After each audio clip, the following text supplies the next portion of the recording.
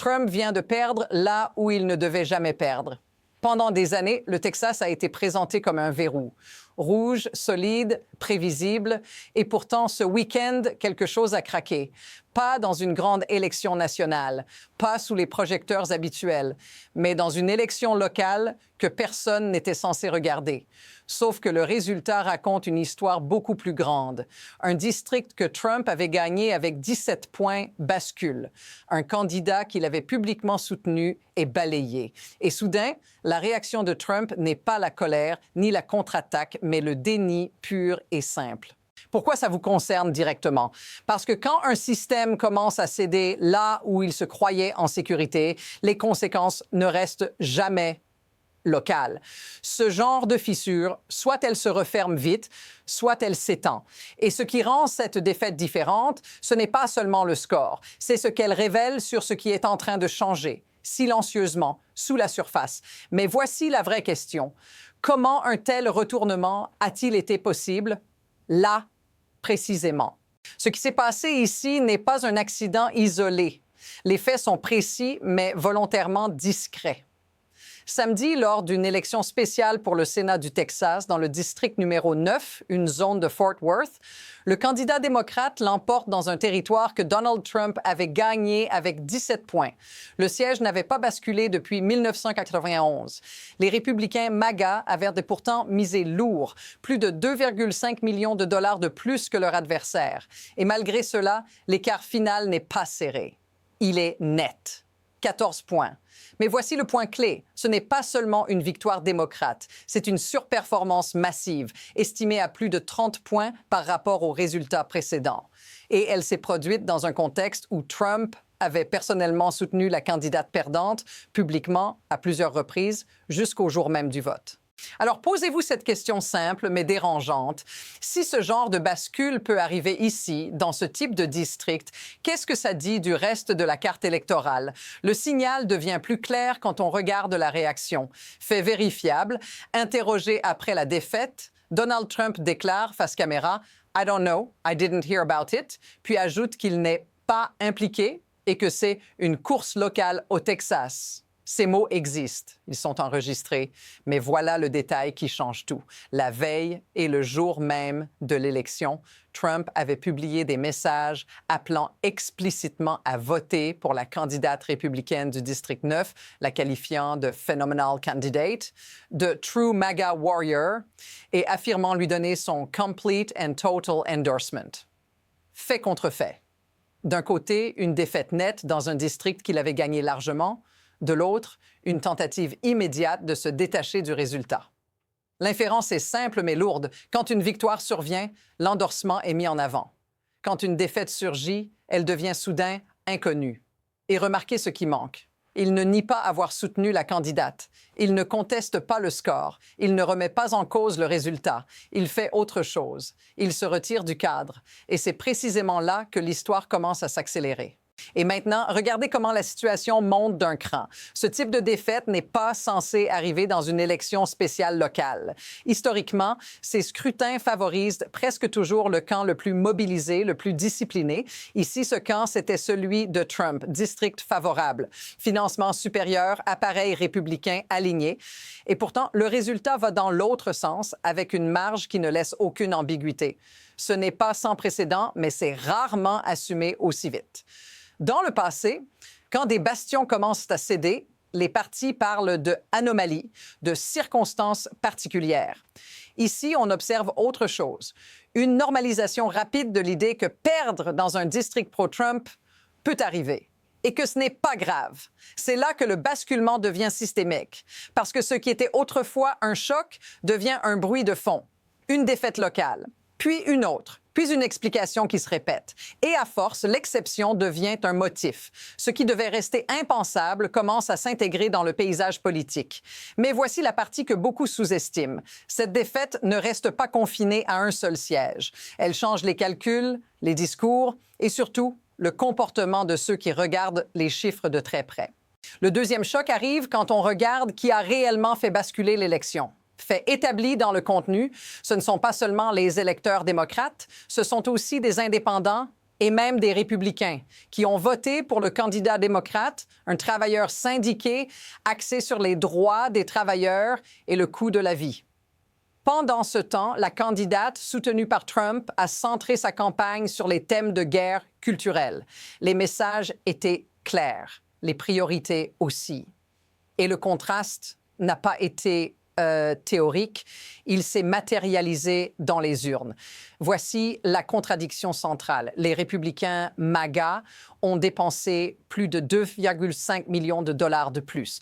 Ils avaient l'avantage structurel, ils avaient l'endorsement présidentiel, mais ils ont perdu précisément là où l'on disait que ces ingrédients suffisaient toujours.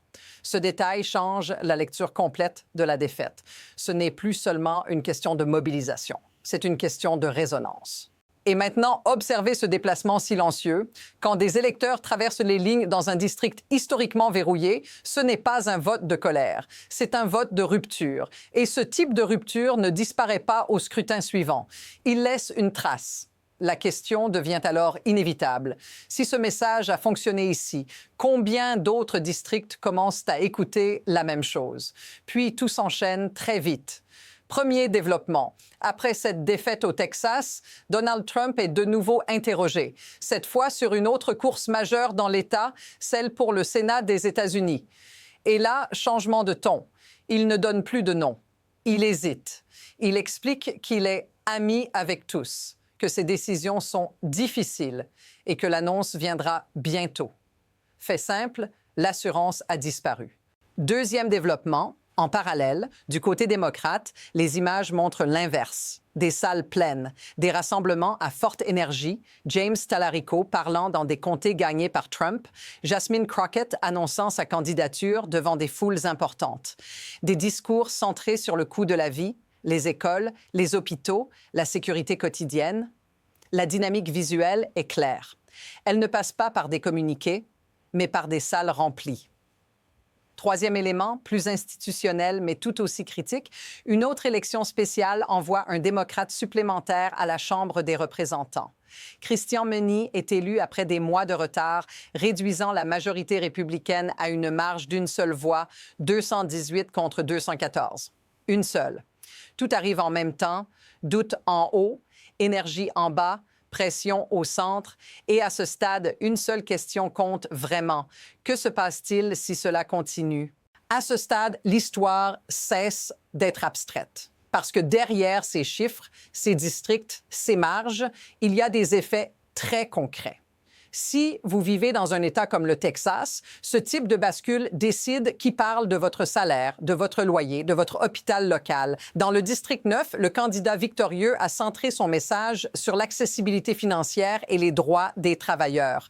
Ce n'est pas une posture idéologique. C'est une réponse directe à ce que les gens ressentent quand les prix montent et que les services ferment. Regardez aussi ce qui se passe au Congrès.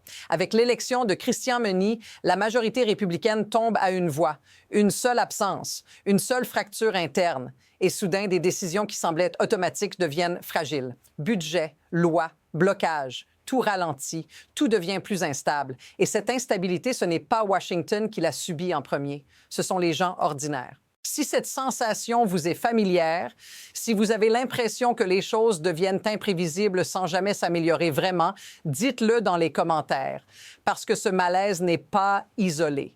Il est en train de devenir un facteur politique à part entière. Et c'est précisément là que le système entre en jeu. Ce qui permet à tout cela de se produire, ce n'est pas un slogan ou un candidat isolé, c'est un mécanisme fait observable dans le contenu. D'un côté, un camp qui mise presque exclusivement sur la loyauté, les endorsements, la guerre culturelle et la répétition des mêmes messages. De l'autre, des campagnes qui exploitent un vide très précis, la fatigue économique, la fatigue institutionnelle, la fatigue du spectacle permanent. Voici l'insight clé. Quand un système politique repose trop longtemps sur l'idée que certaines zones sont acquises, il cesse d'écouter. Il optimise pour la mobilisation la plus bruyante, pas pour la majorité la plus large. Et c'est exactement là que l'effet de surprise devient possible. Pas parce que les électeurs ont radicalement changé du jour au lendemain, mais parce que quelqu'un a parlé à ce qu'ils vivaient réellement. Regardez la séquence complète. Une défaite locale niée, des endorsements rendus soudainement flous, une majorité parlementaire réduite à une voix et des campagnes adverses qui remplissent des salles. Ce n'est pas du chaos, c'est une redistribution du levier, lentement, silencieusement. Et une fois que ce levier commence à bouger, il ne revient presque jamais exactement à sa position d'origine. La question n'est donc plus de savoir si quelque chose change, mais dans quelle direction cela va pousser ensuite. À partir d'ici, deux trajectoires se dessinent clairement et aucune n'est théorique. Première possibilité, les pertes comme celle du district 9 sont traitées comme des anomalies. Le discours reste le même, les thèmes restent les mêmes, les endorsements continuent, mais avec plus de prudence, plus de distance. Dans ce scénario, les fissures s'élargissent lentement, pas par effondrement brutal, mais par accumulation. Un district bascule, puis un autre. Et soudain, la carte que tout le monde croyait figée devient négociable. Deuxième trajectoire. Le signal est pris au sérieux. Les chiffres sont regardés froidement. Le fait qu'un district gagné par Trump avec 17 points puisse produire une surperformance démocrate de plus de 30 points devient impossible à ignorer. Les stratégies se déplacent, les messages changent, les risques augmentent. Mais cette option a un coût politique immédiat, reconnaître que quelque chose ne fonctionne plus comme avant. Et pendant que ces choix se forment, le calendrier, lui, n'attend pas. Une majorité a une voix à la Chambre, des élections spéciales qui s'enchaînent, des candidats démocrates qui remplissent des salles dans des zones remportées par Trump, et un ancien président qui, face à une défaite qu'il avait pourtant publiquement investie, affirme ne rien savoir. Rien n'est encore décidé. Mais l'élan, lui, est déjà en mouvement. Et quand l'élan précède la décision, la prochaine étape arrive toujours plus vite que prévu. Il y a une idée simple qui relie tout ce que vous venez d'entendre. Cette histoire ne parle pas d'un district texan, ni même d'un parti.